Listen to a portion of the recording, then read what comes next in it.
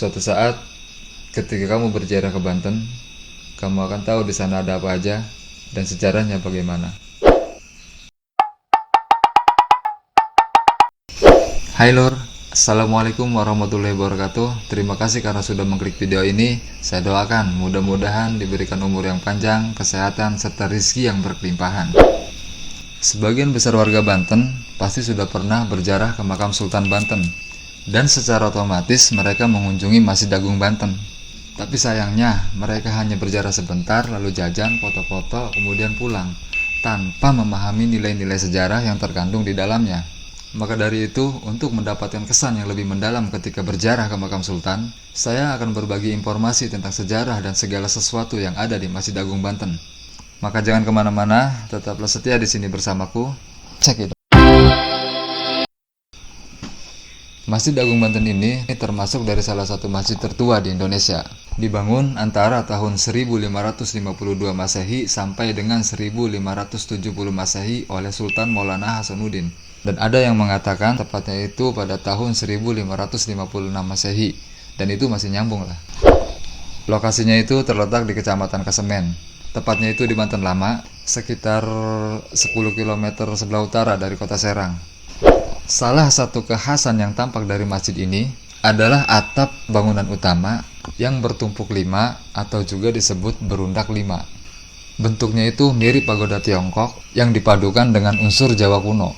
Ada yang menyebutkan arsiteknya itu berasal dari Tionghoa, bernama Cek Bancut. Dan ada juga yang mengatakan diarsiteki oleh Raden Sepat yang berasal dari Demak. Kalau dilihat dari perpaduan bentuk antara Jawa dan Tionghoa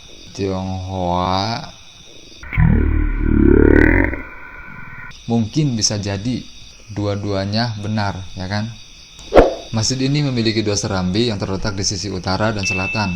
Serambi utama dihiasi dengan tiang-tiang penyangga yang secara keseluruhannya berjumlah 24 buah.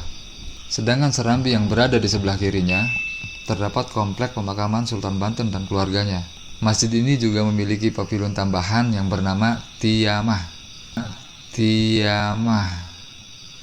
Kalau kamu pernah ke Masjid Banten, kamu lihat ada di sebelah kiri masjid ada sebuah bangunan yang bentuknya persegi panjang dengan gaya arsitektur Belanda kuno. Jadi bangunan ini digunakan sebagai tempat musyawarah juga untuk berdiskusi tentang keagamaan. Bangunan Tiamah ini dirancang oleh Hendrik Lucas Kardel, yaitu seorang arsitek berkebangsaan Belanda yang mengaku melarikan diri dari Batavia karena ingin memeluk agama Islam. Lalu kemudian membaktikan dirinya kepada Sultan Banten. Dan kelak si Kardel inilah yang berperan penting dalam setiap pembangunan di Banten. Bagian dalam masjid ini berbentuk bujur sangkar atau persegi, dan tiang-tiangnya itu disebut sakaguru sebagai penyangga atap. Bagian bawahnya itu umpak yang terbuat dari batu andesit dan berbentuk motif buah labu.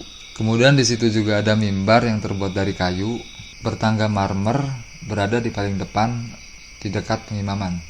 Mimbar ini berfungsi sebagai tempat berdirinya khotib saat menyebarkan agama Islam, atau mungkin kalau sekarang untuk khutbah Jumat. Dan di depan masjid ini ada sebuah menara yang berdiri kokoh. Nah, ini bagian yang paling menarik dari Masjid Agung Banten. Bahkan menara ini jadi ikonnya Banten, Lur. Menara ini memiliki ketinggian 24 meter dan diameternya 10 meter. Dibangun oleh Hendrik Lucas Kardel juga sama atas perintah Sultan Haji. Kalau kamu naik ke menara ini, ada 83 buah anak tangga yang harus dilewati, dengan lorong yang hanya dapat dilewati oleh satu orang saja. Kalau kamu nggak percaya, hitung sendiri. Jadi dulu, selain digunakan untuk mengumandangkan azan, menara ini juga digunakan sebagai tempat untuk menyimpan senjata, dan juga sebagai menara pengawas atau pengintai. Jadi fungsi menara ini sebagai mercusuar juga ternyata. Karena memang dari atas menara itu kita bisa melihat lautan dan pantai Gope. Kalau dulu namanya apa ya pantai Gope itu ya? Jarak menara dan pantai itu sekitar 1,5 meter. Jadi kalau ada kapal-kapal musuh datang bisa terlihat dari situ. Jadi itulah tentang sejarah dan spesifikasi Masjid Agung Banten. Dan di sekitar lingkungan Masjid Agung Banten ini juga ada tempat-tempat bersejarah lainnya yang tidak kalah penting dengan Masjid Agung Banten ini. Seperti halnya Keraton Surosohan yang dibangun sekitar tahun 1522 Masehi sampai dengan tahun 1526 Masehi pada masa pemerintahan Sultan Maulana Hasanuddin sebagai pendiri Kerajaan Banten. Kemudian ada juga Keraton Kaibon yang dibangun pada tahun 1815 Masehi oleh Sultan Syafiuddin, yang menurut sejarah keraton ini dibangun sebagai hadiah kepada Ibunda Sultan. Makanya dinamakan Kaibon atau Keibuan. Kemudian ada juga Benteng Spelwick yang dibangun pada tahun 1682 sebagai benteng kekuasaan Belanda. Dan Vihara Avalokitesvara atau nama lainnya Kelenteng Tridharma, yang pada salah satu versi sejarah mengatakan kelenteng ini dibangun pada tahun 1652.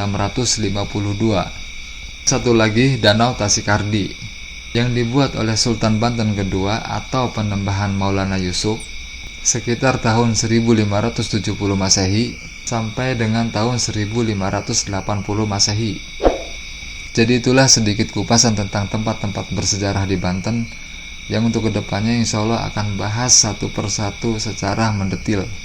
Oke, terima kasih karena sudah menonton video ini. Akhir kata, Assalamualaikum warahmatullahi wabarakatuh. Bye-bye. Bernama Cek Bancut.